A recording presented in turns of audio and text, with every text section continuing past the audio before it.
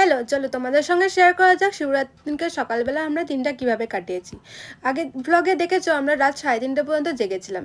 আর সেই 3:30 পর্যন্ত জেগে থাকার ফল একটু দেরি করে ওঠা আর সকালবেলা মাসির কাছে একটু বকা খাওয়া। তারপর স্নান টান করে আমি আমাদের গপু ভাইকে এখানে স্নান করে নিচ্ছিলাম।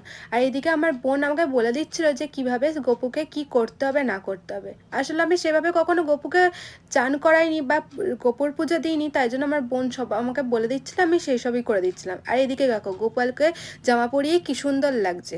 আর আমার বোন এখানে ফুল তুলে দিচ্ছিল, দিয়ে বলছিল এটা গোপালকে দিতে। আর আমার মাসির বাড়ির ছাদ বাগানটা খুবই সুন্দর, একটা ব্লগে তোমাদের শেয়ার করব। আর এখানে আমি গোপালকে সাজিয়ে নিচ্ছিলাম আর পুজো দিয়ে দিচ্ছিলাম। আর এখানে আমার মাসি দেখিয়ে দিচ্ছিল পনিরটা কিভাবে কাটবো। আর আমার বোন এদিকে আমার সঙ্গে মারপিট করছিল, কারণ ওর আর আমার মধ্যে সারাক্ষণ মারপিট লেগেই থাকে, যে কি করব না করব এইভাবে আমাদের সারাক্ষণ মারপিট লেগে থাকে আর ঝগড়া লেগে থাকে। আর এদিকে দেখো বলতে না বলতেই আমাদের ঝগড়া বেঁধে গেছে।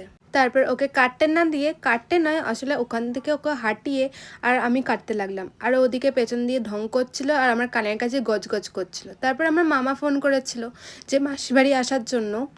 আর মামার বাড়িতে যেহেতু পুজো আসছে তাই মাসির বাড়ি আর আসতে পারিনি মামা। এইদিকে আমার বোন সিনচান দেখছিল আর ডোরেমন দেখছিল, ওর সঙ্গে আমরাও দেখে নিচ্ছিলাম।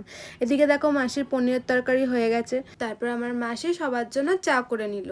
তারপর আমরা চা খেয়ে আমরা সবাই চলে গেলাম শাড়ি বাছতে। আসলে আমরা কোনো প্ল্যানই করে জানি যে আমরা সেদিনকে শাড়ি পরবো। আর তারপর শাড়ি বেছে আর সবাই ব্লাউজ আর অল্টার করে আমরা চলে গেলাম আলতা পরতে। এদিকে দেখো সবাই মিলে আমরা আলতা পরতে বসেছি। আমার বোন সবাই পায়ে পড়ছে, ও হাতে মেখে নষ্ট করছে, ওর কাজই ওটা। আর এদিকে লালুও দেখতে চলে এসেছিলো আমরা কি করছি। আর এইদিকে আমার মাসি আমার বোনিকে কি সুন্দর করে আলতা পরিয়ে দিচ্ছিল। তারপরে সন্ধ্যাবেলার ব্লগ আসবে কালকে, তার জন্য তোমাদের একটু ওয়েট করতে হবে। আজকের মতো